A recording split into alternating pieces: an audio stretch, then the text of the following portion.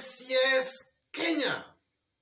Tamu sana, tamu sana, tamu sana, yes. There is a speech Ndindi Nyoro, Kiaru Member of Parliament, gave out yesterday. This speech for the better part of today and yesterday has been really going viral. So in this video, ladies and gentlemen, I want us to have a look at the speech, after which, as usual, we are going to dissect it and see exactly what it means politically. Yes, what it means. So if in case you've just bumped here for the very, very first time, kindly subscribe, give this video a like. Give it a like, please. Thank you. God bless you. Let's have a look at the speech. Mimi nikirudi Nairobi, nikapatana na mabasi kama 100. Nikaangalia moja ni Nareda High School. Igine hapo nikaona ni Kisumu High. Igine hapo sijui Kodere Boys. Igine hapo nikaona Homa Bay Girls. Igine hapo nikaona Siaya High School. Nikashindwa kwani kuna drama festival hapa kwetu. Nikaulizia. Nikaambiwa hakuna drama bado. Nikauliza iko michezo hakuna.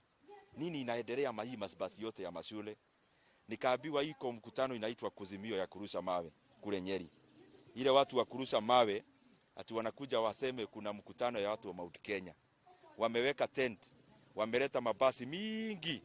Sasa mimi nikauliza, mbona ulete watu wa huko Bali na unahadaa wa Kenya huko na mkutano hapa wa Mount Kenya? Hawa watu wamejua hakuna wafuasi wao katika hapa mlima. Na kwa sababu wamejua hiyo maneno, sasa wanajaribu ati wakikuja mikutano wanaleta watu. Ationekana iko na watu. Na wamefunzwa kupiga makofi. Sasa wanajaribu kupiga makofi, lakini mkutano hakuna mtu ya hapa.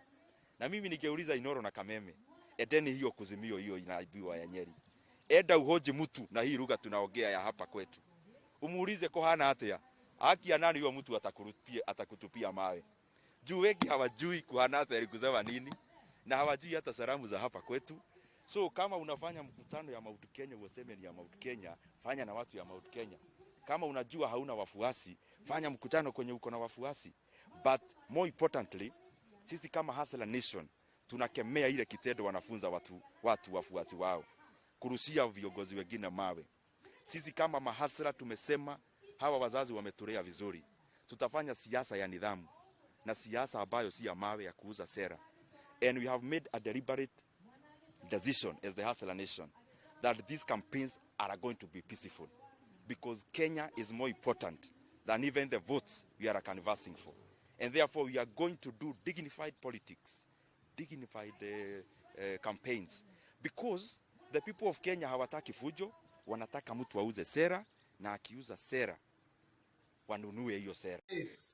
That's Ndindi Nyoro speaking, and it's trying to refer to Raila's ongoing Nyeri tour. Yes, you know, currently Raila is in Nyeri on a 2-day tour, which I suppose he's going to conclude today. So from that speech, ladies and gentlemen, there are 5 things that we can learn from this. And as usual, I've just summarized them into 5. There might be so many things that we can draw from that speech, but I've summarized them into 5.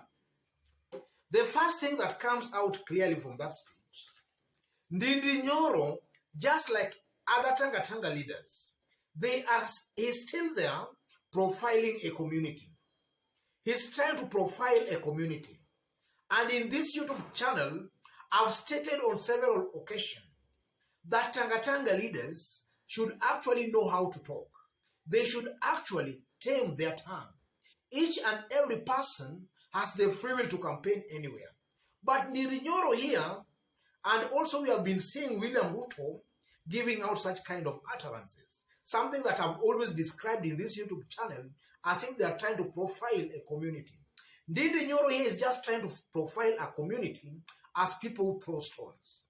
This is something that actually has the potential of even causing chaos and divisions in this country. Kenya is our country. We want a peaceful country. Ndindi Nyoro here seems to be profiling a community. And if I'm not wrong, he seems to be profiling a community from Nyanza, the Luo community. This is something that should not actually be tolerated.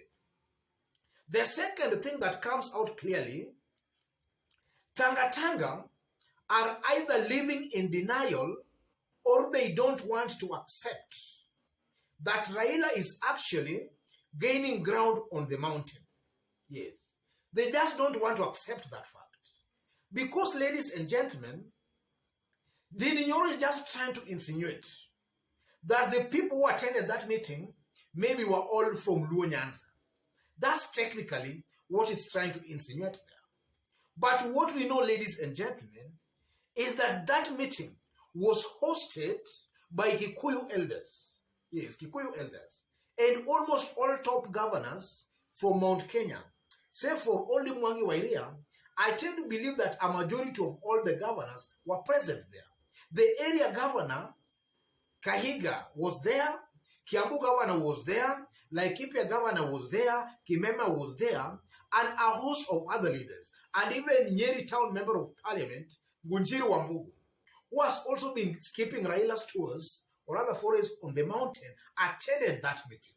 So, why is Ndindi Nyoro trying to insinuate that only members of maybe Luo community attended that meeting? He's actually, I tend to believe they are not just, they don't want to accept that maybe Raila Molo Odinga is actually gaining ground on the mountain. And they don't want to accept that for maybe their own political reason, which your guess can be as good as mine. They don't want to accept that reality. And then thirdly, ladies and gentlemen, I tend to believe also listening to Ndindi Nyoro. Ndindi Nyoro is a first-time member of parliament. Somebody who, in my considered opinion, is still naive politically. He still doesn't know the political games in this country properly. And maybe you never know, because in each and every election circle or election year, about 80% of members of parliament are always sent home. But Ndindi Nyoro here is also coming out as somebody who is actually lying. He's lying that only people from Nyanza maybe attended that meeting. He's actually lying on the ground. He's actually lying in broad daylight. So that also just shows Ndindi Nyoro as a leader who fails the integrity test. If he can lie in broad daylight in front of all Kenyans, I tend to believe he fails the integrity test. He fails that. So if maybe the people of Kiaru wants a leader who meets the integrity test, then this leader here, or rather this member of parliament, has just shown that he falls short of that. He is not a leader of integrity. He is lying in broad daylight. And then fourthly, Tangatanga, from some reliable rumors and sources, we have always been made to believe that Tangatanga rallies, before they do a rally in an area, they always do thorough mobilization. And in their mobilization, it has been rumored in the past that they always ferry people to their rallies. And they induce these people using some monetary benefits. So maybe here Ndindi Nyoro is just cleverly trying to tell Kenyans what they normally do when they have a rally somewhere. He's just trying to tell us that they always import people from outside that area. Because that has been a perception that Kenyans are now attributing to Tangatanga rallies. It's widely believed that they always give tokens, handouts for people to attend their rallies. So maybe because they have been doing that, he tends to feel or he thinks that maybe that's what the other side are also doing. So from where I sit, I can advise Ndindi Nyoro. He's still pretty young man, a young person still. Ndindi Nyoro as a youth, as still a young man, they should actually try to project. He should project a good image of himself, because he still has a very long political future. But if that's the kind of politics he's playing, then maybe he's just destroying his political career soon, very, very soon than actually he thought. He's just destroying his political career. And then finally, or rather fifthly,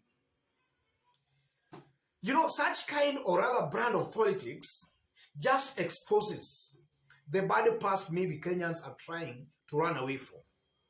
As people who analyze politics, we always expose these things without any fear or favor of anybody.